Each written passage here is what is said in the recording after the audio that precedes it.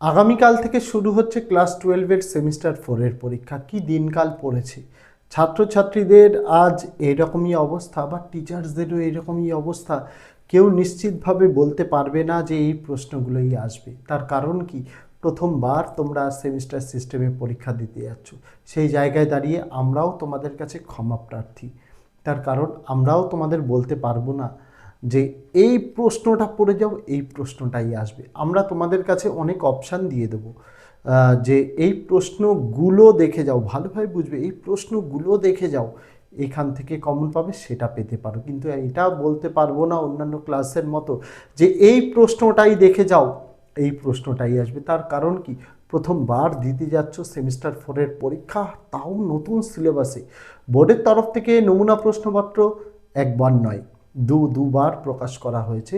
Question bank এই প্রথম বোর্ডের তরফ থেকে প্রকাশ করা হয়েছে, কিন্তু সেই কোশ্চেন ব্যাংক থেকেও কমন আসবে কি না সেটা আমরা বুঝতে পারবো তোমাদের আগামীকাল পরীক্ষার পরে আমরা একবার মিলিয়ে দেখব যে প্রশ্নপত্র থেকে কমন এসছে কি না, তারপর সেভাবে বলতে পারবো। মানে বুঝতে পারছো তো আমরা কীরকম জায়গায় আটকে গেছি, যে তোমাদের প্রথম পরীক্ষায় তোমাদের আশ্বাস দিতে পারছি না। সেই জায়গায় দাঁড়িয়ে হাত জোর করে তোমাদের কাছে ক্ষমা প্রার্থী।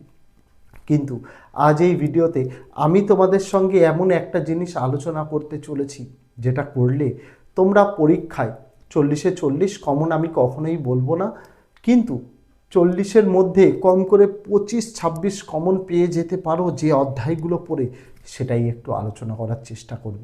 তাই অনুরোধ থাকবে এই পরীক্ষার কিছু ঘন্টা আগে এই ভিডিওটা একটু মনোযোগ সহকারে দেখলে তোমরা, আমি মনে করি যে কে কি ভিডিও দিয়েছে, কে কি সাজেশান দিয়েছে বা আমরা কি সাজেশান দিয়েছি পরের কথা, এই অধ্যায়গুলো যদি পড়ে যেতে পারো, কিভাবে পড়লে তোমরা কমন পেতে পারো বা তার উত্তর লিখতে পারো, সেটা একটু বোঝানোর চেষ্টা করব। যেহেতু প্রথমবার নতুন সিলেবাসের পরীক্ষা, তাই একটু ভিডিওটি প্রথম থেকে শেষ পর্যন্ত দেখার অনুরোধ রইল।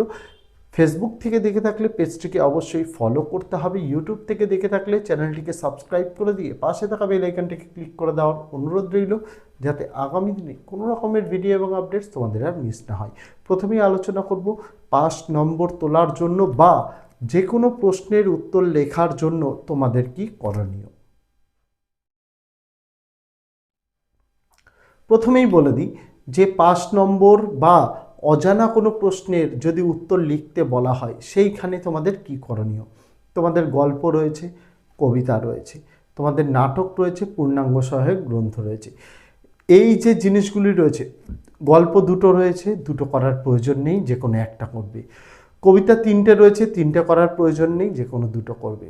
নাটক তোমাদের যেটা রয়েছে ডাকঘর, সেটা করে যেতেই হবে। তার পাশাপাশি তোমাদের নাটক আমি ভুল বললাম, নাটক তোমাদের যেটা রয়েছে নানা রঙের দিন, সেটা করে যেতেই হবে। ডাকঘর যেটা রয়েছে করে যেতেই হবে। এই জায়গাগুলোর থেকে তোমাদের কি করতে হবে, এই জায়গাগুলো থেকে তোমাদের যে পাঠ্য বইটা রয়েছে, সেই পাঠ্য বইটা 2 থেকে 3 বার করে ভালোভাবে রিভিশন করতে হবে।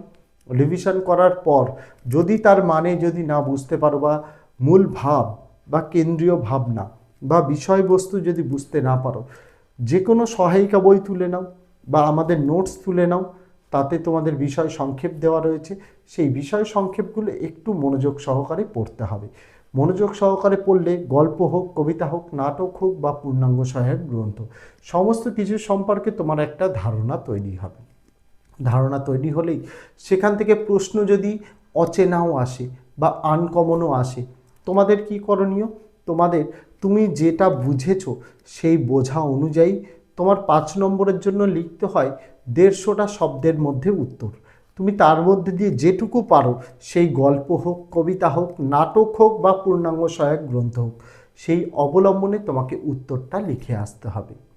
তুমি যেটাই পারো সেটা লিখে আসবে, কোনো কিছু ছেড়ে আসবে না। অনুরোধ থাকবে কিচ্ছু ছেড়ে আসার না। গল্প, কবিতা, নাটক, পূর্ণাঙ্গ সহায়ক গ্রন্থ থেকে যা আসছে তুমি সেটা সম্পর্কে যা জানো, গল্প, কবিতা, নাটক, পূর্ণাঙ্গ সহায়ক গ্রন্থ পড়ে সেটা সম্পর্কে লিখে আসো। বলছি, তোমার অচেনা প্রশ্নেও 5-এ কম করে তুমি 2 পেয়ে যাবে। এই 2টো নম্বর তোমাকে কিন্তু কেউ দেবে না, আর ফেল করার জন্য এই 2টো নম্বরই যথেষ্ট। তাই অবশ্যই তুমি যদি লিখে আসো, অবশ্যই আমি তোমাকে বলে দিচ্ছি, সেই জায়গায় দাঁড়িয়ে তুমি নম্বর পাবেই পাবে। এটা বোর্ডের নিয়ম, বোর্ডের গাইডলাইন্স। তুমি যদি লিখে আসো গল্প, কবিতা বা নাটক পূর্ণাঙ্গ সহায়ক গ্রন্থ অবলম্বনে, তাহলে তুমি কিছু না কিছু নম্বর পাবে। সেই নম্বরটি তোমাকে সাহায্য করবে তোমার নম্বরটাকে বাড়িয়ে দিতে। তাই অবশ্যই কেউ যদি কোনো প্রশ্নের উত্তর না পারো, এই জায়গাগুলোকে একটু ফলো আপ করে রাখতে হবে। এটাই ছিল আমার ফার্স্ট যেটা পয়েন্ট, যে অজানা প্রশ্ন বা গল্প, কবিতা, নাটক সহায়ক গ্রন্থ অবলম্বনে যদি কোনো প্রশ্ন আসে, কোনো প্রশ্নের উত্তর যদি না পারো, কী লিখতে হবে সেটা তোমাদের বলে দিলাম। এইবার আসবো যে তোমাদের যে কোন অধ্যায়গুলো তোমাদের পড়তে হবে সেটা একটু বলে দিই। প্রথমেই তোমাদের দুটো গল্প রয়েছে, একটা হচ্ছে হলুদ পোড়া আর একটা হারুন সালেমের মাসি। হলুদ পোড়া, হারুন সালেমের মাসি দুটো থেকেই একটি একটি 5 নম্বরের প্রশ্ন আসবে। তোমাদের কিন্তু দুটোর উত্তর করতে হবে না, তোমাদের গল্প থেকে একটির উত্তর করতে হবে 5 নম্বরের। তাই আমি ছাত্রছাত্রীদের কাছে অনুরোধ করব যে হয় শুধু হারুন সালেমের মাসি পড়ো বা শুধু হলুদ পোড়া পড়ো, দুটো থেকেই পড়ার দরকার নেই। যে কোনো একটি অধ্যায়ের প্রশ্ন উত্তর আমরা গতকাল সাজেশান দিয়েছি, সেই সাজেশান থেকে প্রশ্ন উত্তরগুলো যদি পড়ো, প্রশ্ন যেভাবেই ঘুরিয়ে পেঁচিয়ে দিক, যা খুশি দিক, মাসি পিসি কি টেনে দিক, তোমরা উত্তর লিখে আসতে পারবেই। যে কোনো একটা অধ্যায় পড়ো, ভালোভাবে পড়ো, মন দিয়ে পড়ো, টেক্সটটাকে রিভিশন করো, বিষয় সংক্ষেপ পড়ো, প্রশ্ন উত্তরগুলো রিভিশন করো, কমন নিশ্চিত। একই রকমভাবে কবিতা তোমাদের 3টি রয়েছে। 3টি কবিতার মধ্যে তোমাদের 2টি কবিতা থেকে বড় প্রশ্ন আসবে, একটির উত্তর লিখতে হবে। আমি বলবো ছাত্রছাত্রীদের 3টি কবিতা পড়ার তো দরকার নেই, 2টি কবিতা তো আসবে, তাই নিজের ইচ্ছা মতো যে কোনো 2টো কবিতা পড়ো।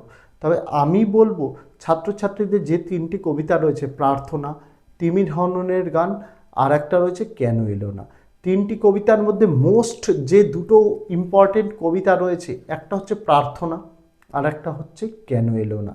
এই দুটো অধ্যায় যদি পড়ে যাও, একটি অধ্যায় থেকে বড় প্রশ্ন কনফার্ম আসবেই আসবে। এই দুটি অধ্যায়ের টেক্সটটাকে ভালোভাবে পড়ে, বিষয় সংক্ষেপ ভালোভাবে পড়ে, যে সাজেশান দিয়েছি সেটাকে যদি ফলো করতে পারো, তুমি কমন পাবে, কেউ তোমাকে ঠেকাতে পারবে না। কিন্তু ওই যে প্রশ্ন সংখ্যা অধিক রয়েছে, প্রশ্ন সংখ্যা বেশি রয়েছে, পড়তে হবে। কিন্তু তা নয় যে বোর্ডের যে কোশ্চেন ব্যাংক রয়েছে তাতে এক একটি অধ্যায় 15টা করে প্রশ্ন দেওয়া রয়েছে, আমরা তা দিইনি। একটা অধ্যায় থেকে 5টা, 7টা, 8টা, গল্প থেকে 10টাও দিয়েছি। কিন্তু তা নয় যে 15টা করে দিয়েছি, আমরা বেছে বেছে দিয়েছি। সেগুলো যদি দেখে যাও, কবিতা যে কোনো দুটো পড়লেই 100% তোমরা কমন পাবে। তারপরে আসা যাক ডাকঘর। ডাকঘর থেকে তোমাদের প্রশ্ন আসবে 4টি, 2টির উত্তর করতে হবে। ডাকঘর মোস্ট ইম্পর্টেন্ট। আমরা মাত্র ডাকঘর 4টে বড় প্রশ্ন আসবে, আমরা 10টা বড় প্রশ্ন দিয়েছি, তার মধ্যে থেকেই 2টো বড় প্রশ্ন একদম কনফার্ম কমন পাবেই পাবে। ডাকঘর মুখস্থ করার আগে প্রশ্ন উত্তরগুলো, ডাকঘর গল্পটা ইউটিউবে পেয়ে যাবে, যেটা ভিডিও আকারে দেওয়া রয়েছে, সেটা একবার দেখে নিতে পারো। যেমন ক্লাস 10-এ কোনি ছিল সেই রকমই একদম ইজি গল্প, খুব ভালো গল্প, সুন্দর গল্প। একবার বুঝে নিতে পারলে সেখান থেকে যা প্রশ্ন উত্তরই দিক না কেন তুমি লিখতে পারবে, কেউ তোমাকে ঠেকাতে পারবে না। তারপরে কি রয়েছে, নানা রঙের দিন নাটক। নাটক থেকে বেছে বেছে 8টা প্রশ্ন দিয়েছি, তার মধ্যেই তোমরা 2টোই কমন পাবে। নাটক থেকে আমি বলছি 2টোই কমন পাবে, একটির উত্তর করতে হবে, ভালোভাবে করে যাও। এইভাবে করলে কোনো অসুবিধা তোমাদের থাকছে না। তারপরে আসবো তোমাদের বাংলা ভাষা সাহিত্যের ইতিহাস নিয়ে।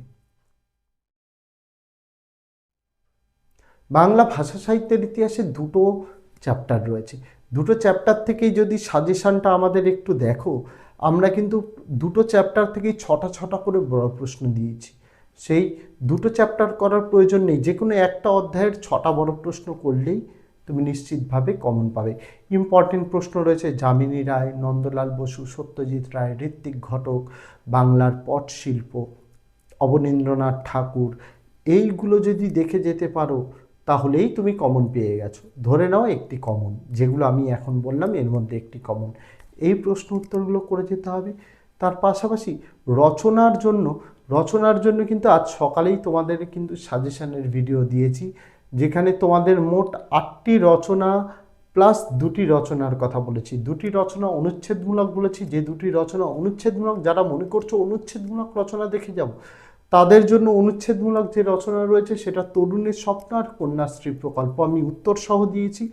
বাকি যে জীবনীমূলক 8টা রচনা রয়েছে তার মধ্যে দিয়ে বেছে বেছে আমি কয়েকটি রচনা বলছি, একটু তোমরা শুনে নাও, দেখবে তোমরা কমন পাবে। যেমন রয়েছে Begum Rokeya Sakhawat Hossain, important. Mahasweta Devi, important. Jibanananda Das, important. Ritwik Ghatak, important. Narayan Debnath, important. Ishwarchandra Vidyasagar, important. এই জিনিসগুলি দেখে গেলে দেখবে তোমরা রচনার দিক থেকেও কোনো অসুবিধা হবে না, আর তোমরা কমনও পাবে। এইভাবে যদি বুঝে বুঝে পড়ে যেতে পারো না, বাংলায় কারোর কোনো অসুবিধা থাকবে না, 40-এ 40 কমন পাবে। তবে একটু খাটতে হবে, একটু বুঝে লিখতে হবে, বুঝে পড়তে হবে, তবেই গিয়ে সেমিস্টার 4 যেহেতু প্রথম বছর, তোমরা 40-এ 40 কমন পেতে পারো। আশা রাখছি সকলেরই পরীক্ষা ভালো হবে। ভগবানের কাছে প্রার্থনা করি সকলেই পরীক্ষা ভালোভাবে দাও। কারোর কোনো অসুবিধা থাকলে কমেন্ট করে জানাও। আপাতত পক্ষে সমস্ত কিছু আমরা উত্তর সহ দিয়েছি। যদি দেখে না থাকো এই ভিডিওর ডেসক্রিপশানে প্লেলিস্টের লিঙ্ক দিয়ে রাখলাম, দেখে নিতে পারো। দেখা হচ্ছে তোমাদের সঙ্গে আগামী দিন অন্য কোনো বিষয়, অন্য কোনো ভিডিও নিয়ে। ততদিন সকলে ভালো থেকো, সুস্থ থেকো।